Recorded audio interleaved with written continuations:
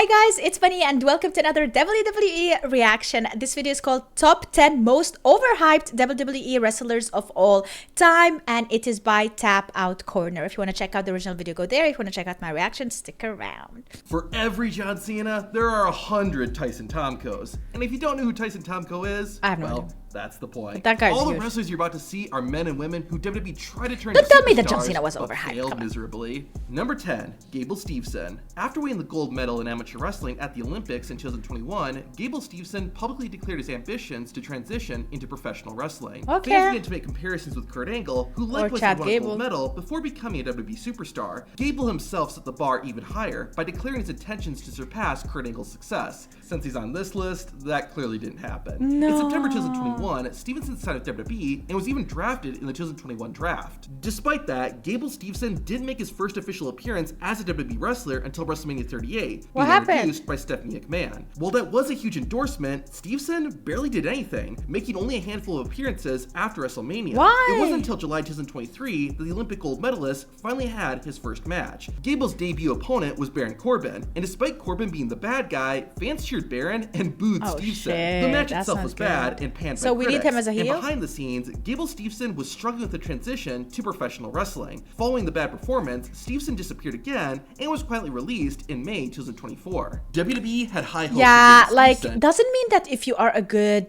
sportman and you know how to, like, you're really strong, that you are a good wrestler as well. You have to be entertaining, good actor, have a personality, be good on the mic, hype the audience, plus be good in the ring and creative.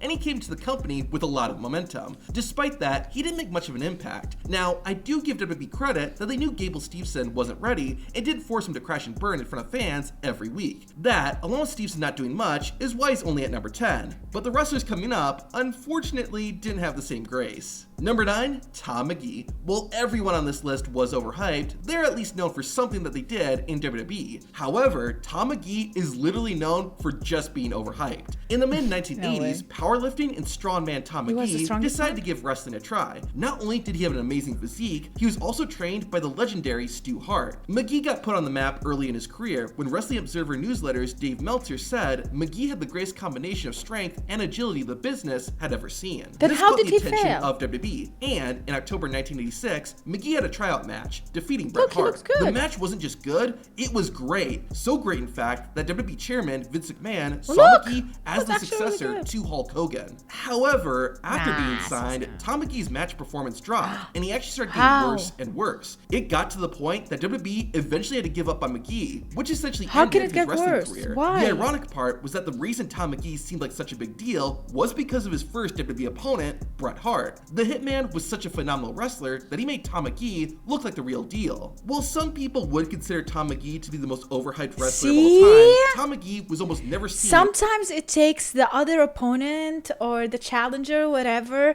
to show you and give you a hype and give you moments and make your moves more explosive. So it's not only about the one performing the move, it's about the one receiving the move as well.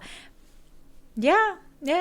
That is actually really cool to know. on WWE TV. In fact, most fans don't even know that there was a wrestler Bret Hart named was Tom Magee. awesome. For that reason, I put Magee at number 9. Number Magee. 8, Karma. In late 2010, Oh, damn. Karma, also Karma known as versus Awesome Nia. Khan, signed a contract with WWE, which caught the attention of a lot of fans. Awesome Khan had spent several years in TNA and helped put TNA's women's division on the map. Not Cool. only that, but Khan's signing came at the peak of the Divas era, where WWE was literally signing women after seeing them in swimsuit AJ. magazines. So, Awesome Khan's strong wrestling ability, as well as her unique look, got a lot of fans excited. Karma made her highly anticipated WWE debut at the 2011 Extreme Rules pay-per-view, where she attacked Michelle McCool. In the following weeks, she targeted what almost a every move. woman on the roster. WWE hadn't had a monster female wrestler like this in a while, and their goal was clearly to make Karma a top star in the women's division. In fact, reports surfaced that WWE had plans to have Karma challenge for the Divas Championship at WrestleMania 28. However, real life had other ideas. Only a few weeks after her debut, Karma announced that she was pregnant and needed time off. She returned at the 2012 Royal Rumble, being the third woman to compete in the iconic match. To everyone's surprise though, this would be Karma's final WWE appearance. Why? After not being seen for months after her return, Karma was released in July 2012. Karma's failure in WWE wasn't really anyone's fault. According to Karma herself, the reason she left was because she wasn't physically or mentally ready to return to the ring. Her WWE career is a big what if, because the same year Karma was released, Sasha Banks, Bayley, and Charlotte It's not Flair easy, especially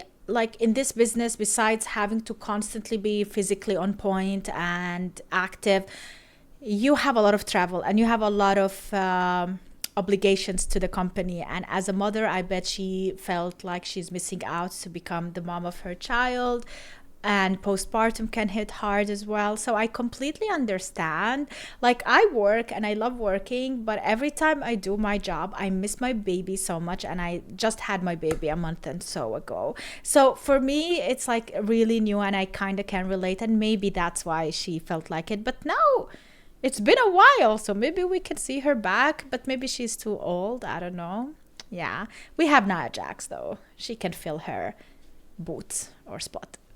All got signed. Because the same year Karma was released, Sasha Banks, Bayley, and Charlotte Flair all got signed. Imagine how different WWE could have looked if Karma hadn't left. Who knows, if she had connected with the fans, the Divas Revolution may have started a lot sooner. So far, most of the wrestlers we've looked at were seen very little on TV. However, now we're getting into the real train wrecks. Number 7, Ultimo Dragon. During the 90s, Ultimo Dragon was considered one of the best and most successful cruiserweights in wrestling. He even famously held 10 championships at the same time. What? Because of this and the success that Mysterio had, WWE was eager to sign the masked Japanese wrestler. Ultimo Dragon was excited too, as two of his goals were to wrestle inside Madison Square Garden and compete at WrestleMania. However, this is a prime example of be careful what you wish for. A series of promo videos would play on SmackDown, hyping up Ultimo Dragon's upcoming WWE debut. The Dragon accomplished his first goal when he debuted on SmackDown in June of 2003 by wrestling at Madison Square Garden. That alone shows you just how much WWE want Ultimo Dragon to succeed. WWE considers MSG their home court. I mean, there's a reason why they tried to prevent Ring of Honor and New Japan from hosting a show in the Garden in 2018. Ultimo Dragon won his debut match, but then WWE got weird. In Dragon's second WWE match, he lost to Eddie Guerrero in the United States Championship Tournament. Guerrero is a respectable wrestler to lose to, but Ultimo Dragon lost in the first round of the tournament. If Ultimo wasn't going to win the tournament, at least have him lose in the finals or something. Anyways, things only got worse as Ultimo Dragon would mainly appear on WWE's third-tier show, Velocity. It appeared that WWE was hoping for Dragon to be another high-flying, fast-paced wrestler like Rey Mysterio. However, Dragon suffered an arm injury in 1998 that required surgery. Due to a botched procedure, Dragon suffered nerve damage, and while Ultimo did recover, he wasn't the same after it. WWE seemed to quickly realize this, which I guess is why they lost interest in the Japanese star so soon after his debut. However, now we have the nail in the Dragon coffin happened at WrestleMania 20. In March 2004, Ultimo Dragon finally achieved his goal of competing at WrestleMania, which ironically was held in Madison Square Garden. However, during his entrance, Dragon slipped on the stage, and to make things worse, he also slipped while trying to climb the ropes. I can't think of a better analogy for Ultimo Dragon's WWE career than this. About a month after WrestleMania, Ultimo Dragon left WWE after discovering the company wanted to unmask him. While Ultimo Dragon's WWE run was no doubt a flop, the company realized pretty early he wasn't what they wanted and course corrected pretty fast. Still, the amount of hype WWE put into Ultimo Dragon's arrival and the hopes they had for him earns him a spot on this list. Number 6, Dr. Death, Steve Williams. Every wrestler on this list got humiliated and humbled to some degree, but I would argue that Dr. Death got the most embarrassment. After wrestling for about 15 years and becoming an icon in Japan, WWE signed Steve Williams in May 1998. In addition to all that, what made Dr. Death stand out was that he was one of the legit toughest wrestlers in the business at the time. Jim Ross, one of the head WWE officials backstage, was a major advocate for Steve Williams, constantly bringing up how Williams was the real deal. Because of all this, WWE had plans for Steve Williams to feud with the WWE champion Stone Cold Steve Austin. At the same time, the infamous Brawl for All tournament was set up. This saw WWE wrestlers actually fight for real, and since he was considered a legit tough guy, WWE encouraged Williams to participate in the tournament. WWE officials expected Steve Williams to win, which would give him even more legitimacy. In fact, some say the Brawl for All was set up specifically to turn Steve Williams into a star. However, in a shocking upset, Steve Williams was knocked out by Bart Gunn gun in the second round. Making matters worse is during the fight, Dr. Death tore his quad, which put him on the sidelines for several months. While he did return in early 1999, Steve Williams didn't do much of note. After being hyped up as this real tough guy, but seeing him get knocked out on live TV destroyed Steve Williams' career. According to Williams, his storyline feud with Stone Cold was given to Triple H, which gives you an idea of what WWE originally had planned for Dr. Death. Steve Williams is a big what if, but when you look at guys like Brock Lesnar and Kurt Angle, it's not hard to believe that Steve Williams could have been a big deal. While Dr. D's WWE career was short, the fact that it all blew up so quickly and in such an embarrassing way is why he gets number 6. Number 5, Ryback. This might be a little controversial. Ryback is still a thing, After all, right? Ryback was pushed as a main eventer for roughly a year, but hear me out. The big guy debuted in 2010 under the name Skip Sheffield. His first run in WWE was short-lived, as an ankle injury took him out of action for almost 2 years. In 2012, Sheffield was repackaged as Ryback. The human wrecking ball went on an undefeated streak, defeating wrestlers in quick and dominant fashion. He was very much a modern version of Goldberg, and the fans seem to agree. Yeah. Goldberg.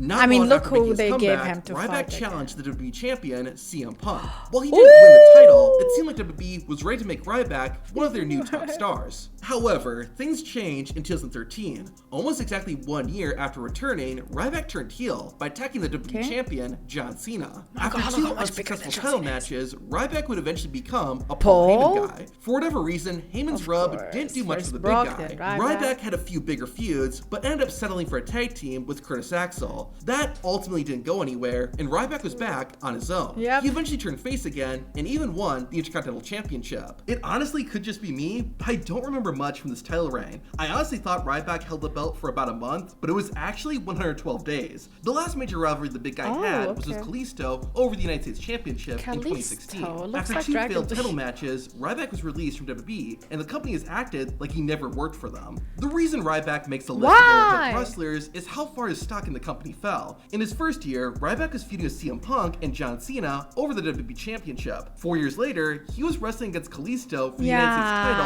on pay-per-view pre-shows. Like, what the hell, I don't guys? mean this is It's not his fault, though. Kalisto, but this is WWE, the place that loves big, muscly men. Not only that, but they had Kalisto beat Ryback. Now, the downfall of Ryback's career may have had to do with things backstage, like the big guy reportedly being unsafe to work with in the ring. Regardless, the amount of hype and momentum Ryback had at the beginning of his run and how it petered out is why the human wrecking ball earns a spot in this video. Number 4, Hideo Itami. This is how timing can work against a wrestler. By 2014, Hideo Itami, or Kenta, was one of the biggest stars in Japanese wrestling. He had spent almost a decade and a half in the business and caught the attention of WWE. So, in mid-2014, Hideo Itami signed with the company during a WWE live event in Japan. Unless you were following along at this time, it's hard to explain how big of a deal this was. Things started out strong, with WWE presenting Itami as NXT's next big superstar. Especially at this time, there's not really any other wrestler who first joined NXT and got the kind of treatment Hideo Itami received right out of the gate. However, Itami immediately faced some challenges. For one, he couldn't use a number of his signature moves,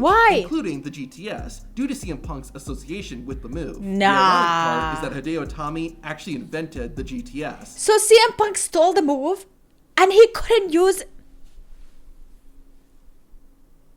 Today we have wrestlers who use the same moves. 619 has been used by multiple wrestlers, even though Rey Mysterio was the first one who uses it. Like, why is that a problem? Maybe if they are at the same time having the same finisher would not be the coolest. Give us a similar move though, come on. Another challenge was the roster. Months after Itami's debut, Finn Balor and Kevin Owens also joined NXT, making it harder for Itami to stand out. However, the real blow to Hideo Itami's WWE career came in May 2015. Itami suffered a shoulder injury and was out of action for the rest of the year. Due to complications, the Japanese star wouldn't return until June 2016. By then, though, the NXT roster had become even more stacked, and Hideo was lost in the shuffle. He was then moved to 205 Live, which was a death sentence. due to the show's much smaller audience. After roughly 4.5 years in WWE, Hideo Itami requested his release, and WWE officially announced his departure in February 2019. Itami himself would later go on to say that being in WWE was the most frustrating days of his life. There was a lot working against Hideo Itami, as mentioned, but another factor was Itami's struggle to learn and understand English. Additionally, Shinsuke Nakamura's arrival may have unintentionally hurt Itami, since Shinsuke was also a very popular Japanese wrestler Shinsuke is brought awesome. into I saw him WWE. live. Number 3. I'm just sad that, like, where is Shinsuke right now? He lost against Seth Rollins. We had him like the previous year, and now like he's just gone. Like, this guy is such a talent. Give him a manager who speaks English. We don't need him to speak English. It's fine. Let him speak Japanese. Japanese is such a beautiful language. Let him speak Japanese and let the manager translate whatever he is saying. Like, I really do not like the fact that they don't give Japanese wrestlers a storyline that they can keep going with. Like, all right, we have Io Sky and the Damage Control, but that's all. And Io can speak English. That's the thing, you know. I just want more storylines with these people. They have such a talent. They have a great talent. They come from a Japanese pro wrestling arena, or I don't know what's called, like vibe and world, and they are so creative. So I feel like they are undermined in WWE, at least on the main roster. I don't know. I don't see them as much. Vladimir Kozlov. Before WWE, the Moscow Mauler was an accomplished sambo and grappling champion. This put him on WWE's radar, and they signed him in early 2006. You would think WWE would want to portray Kozlov as the serious, tough brute, but his first appearance on TV made him kind of laughable. I love WWE. I love WWE. WWE. Man, imagine not being able to say WWE correctly. Despite these early appearances, it wouldn't be until over a year later that Kozlov would finally make his debut. Like many monster heels, Kozlov spent the first few months racking up wins and squashing opponents. However, he soon demanded better competition, which led to him becoming a contender for the WWE Championship. While he didn't win the title, Kozlov was considered a legit threat, even defeating Jeff Hardy clean on SmackDown. However, Vladimir got a win arguably bigger than winning any world title. On SmackDown, just weeks before WrestleMania 25, the Moscow Mauler went up against The Undertaker. In one of the biggest upsets in WWE history, Vladimir Kozlov defeated The Undertaker clean. For those who don't know, it's hard to explain just how big of a deal that accomplishment is. In fact, backstage, Vince McMahon actually wanted Kozlov to end The Undertaker's WrestleMania streak. Once again, that's arguably a bigger accomplishment than winning any championship. However, in a very odd decision, not long after beating the Dead Man, Kozlov's push would be stopped cold. During the 2009 WWE draft, the Moscow Mauler was sent to ECW. Like with Hideo Itami, Kozlov going to ECW was a big demotion. Kozlov was still dominant in the land of extreme, but WWE had clearly given up on the Moscow Mauler. In fact, Vladimir arguably had more success when he became a comedic character with Santino Marella. The main reasons why Kozlov didn't work out though were 1, he wasn't that great in the ring. Not awful, but nothing special. 2 was his look. It wasn't bad, but the plain white trunks made it look like he was in his underwear. Additionally, look at how much better Kozlov looks after he left WWE than when he was in the company. However, oh my god! Does this come with age? What is going on? The beard, the hair, the age, the muscles, the tan. Look at how much better Kozlov looks after he left WWE than when he was in the company. However, I think the biggest reason for Vladimir Kozlov's failure was not connecting with the crowd and not getting much of a reaction. And survived WWE and Vince McMahon really wanted and tried to make Kozlov work. But despite all that, the Moscow Mauler never made it and has become an obscure part of WWE history. Number 2, Sin Cara. The story of Sin Cara is similar to that of Ultimo Dragon, but on steroids. Not literally, but you'll see what I mean. After Ultimo Dragon crashed and burned, WWE was content with Rey Mysterio being their one and only masked star. However, as the years went on and Rey kept injuring his darn knee, it was clear that the company needed to start building their next big masked superstar. To find their next Rey Mysterio, WWE decided to go to the country famous for masked wrestlers, Mexico, and signed one of the biggest masked luchadors at the time, Mystico. The company went all out too, holding a press conference to introduce fans to Mystico's new persona, Sin Cara. He had a great look, a cool mask, and given that he was one of the best Mexican wrestlers, it seemed like Sin Cara was destined for success. The Faceless One debuted the night after WrestleMania 27, and cracks began to form almost instantly, but Sin Cara had trouble getting over the top rope. Unfortunately, this wasn't just a one-off problem. Match after match after match. Stop doing that one then. Would always botch and have Didn't he have even like this jumping pad thing to be able to jump over it? WWE quickly moved Sin Cara from Raw to SmackDown, since the Blue brand didn't broadcast its shows live at the time. However, even with the help of editing, Sin Cara's blunders still showed through. Things were made even worse when Sin Cara violated WWE's wellness policy and was suspended for 30 days. This led to what I think was actually a pretty cool storyline, the Imposter Sin Cara storyline. While it was enjoyable, it did turn Sin Cara into a superstar, and unfortunately, in November of 2011, Sin Cara got injured and was out for over 6 months. By the time Sin Cara returned, WWE hadn't totally given up on him, but they realized he wasn't the star they had hoped for. Sin Cara toyed around in WWE for a while until he famously called off a match after dislocating his finger. Backstage, Sin Cara didn't speak English, making it harder for him to communicate and structure matches with his opponents. Additionally, he blamed WWE for not allowing him to wrestle the style he did in Mexico. WWE didn't completely give up on the Sin Cara character though. Hunico, another Mexican wrestler, was given the mask and became the new Sin Cara. Even still, the momentum Sin Cara had in 2011 was gone, and it never came back. The ironic part in all this is that while Sin Cara is long gone, Rey Mysterio, the wrestler Sin Cara was meant to succeed, returned to WWE and outlasted the and he's still in it. And the #1 most overhyped WWE wrestler is Lex Luger. You remember Tom McGee and how WWE wanted him to be the next Hulk Hogan, right? Well, this is what likely would have happened had WWE pulled the trigger. When Luger joined WWE in 1993, he already had about 8 years of wrestling under his belt, most notably his time in WCW. Originally, Luger was a heel, a bad guy named the Narcissist. However, his character didn't last long. In mid-1993, Hulk Hogan left WWE. Vince McMahon wanted to recreate the success of Hulkamania, and he wanted Lex to be the next Hulk Hogan. Regardless, Lex Luger did a complete 180. That didn't Instead work. of a narcissistic villain, Luger became the all-American I know, hero. they mentioned it in Luger Mr. as the McMahon Hulk Hogan documentary. replacement does kind of make sense. In the mid-80s, people often compared Hogan and Luger. In fact, Lex had thicker hair compared to Hogan's balding head and a more defined physique. If anyone was the right candidate to replace Hulk Hogan, it was Lex Luger. Nah, man. Did you see the way Hulk is posing? Bam! Like the strength he's putting into it, the passion he's putting into the... Like, no, you're born with that. You cannot recreate that.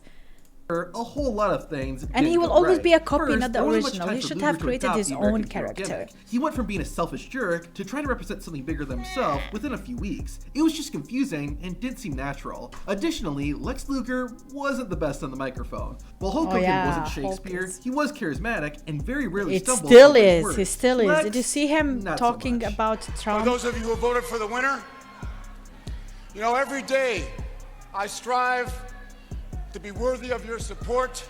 To WWE's credit, they went above and beyond to try and make Lex Luger a superstar. Unlike everyone else we've talked about, WWE poured millions of dollars into the Lex Express. It was a bus that Luger drove around the United States, where he met with fans to help build support for his WWE I feel like that made it even worse. Despite this huge investment, because like people don't like when they cannot relate to people who already have it all. They like to relate to people who came from nothing and became something, because it gives them the inspiration that they can do the same. They can see themselves into these people, and that's why you play on the emotions, and then they can, besides being like relatable, they are happy to see that success. They feel like they're a part of that success, like they're the reason that person succeeded, because they followed the journey, they supported the journey. But if you come out of nothing and immediately like, hey, bam, you have all the support of the company, it feels like a spoiled child from a millionaire company who is called a self-made billionaire. So that doesn't really work. All right, nobody likes that. No, literally nobody likes that. It doesn't work.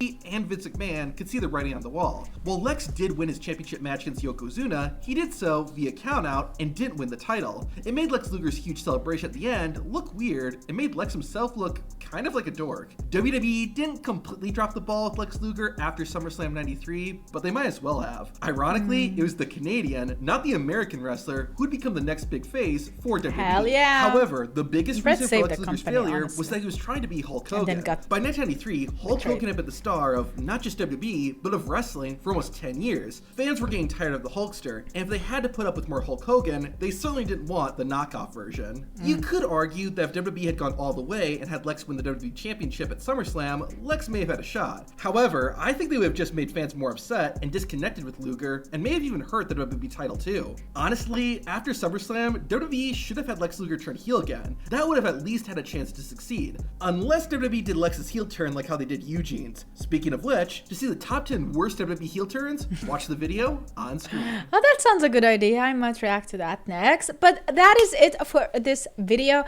had no idea about like 80% of these ones. Let's see what the comments is saying. Man, Ryback was special until he started tweeting crazy. Karma never even got a proper chance. Yep. I mean, Karma also decided to become a mommy, and it was her decision to leave, so yeah. How is Ultimate Dragon overhyped when WWE had failed him? It wasn't like that was his fault. Having him on this list makes no sense. I mean, to be honest, a lot of those wrestlers were failed by the company because they didn't have a good story, or they were not allowed to use their own original gimmicks and original finishers. So yeah, I don't think it's the fault of the wrestlers all the way and all the time. Most of these people are not overhyped. Some of them actually deserves the hype they get. Yeah, I think it's not like that they were overhyped. I think that the company put a lot into them, but at the same time, the company failed them in some cases, and in some cases, they failed the company. So yeah, Hideo Itami was played like a fool by WWE. I 100% agree with this. Imagine can't be able to use your signature moves and your own effing invented finishers just because some other wrestler is using it. This is exactly the point. Like, why would they even, like, honestly, in the contract, he should have, before signing the contract, have stated that he needs to be the same wrestler he was. They cannot change the things that work for him and the people that support him, like the things that the people are supporting him for. Like, if you change these things and take these things away, then you are not the same wrestler that people like you. And just small things like this can affect you as a wrestler. Like, imagine. That is crazy. But that is it, guys. Thanks so much for watching. I hope you enjoyed this video. If you did, make sure to leave a like, subscribe for more. I do upload almost every single day on this channel. However, I do regularly upload on Patreon, patreon.com/supportbunny, where I do recaps for SmackDown, Raw, as well as NXT now from late, and also documentaries related to WWE movies and such things. So if you're interested in more WWE content, check out my Patreon. I will leave a link in the description down below. Thanks so much for watching, and see you in the next video. Bye!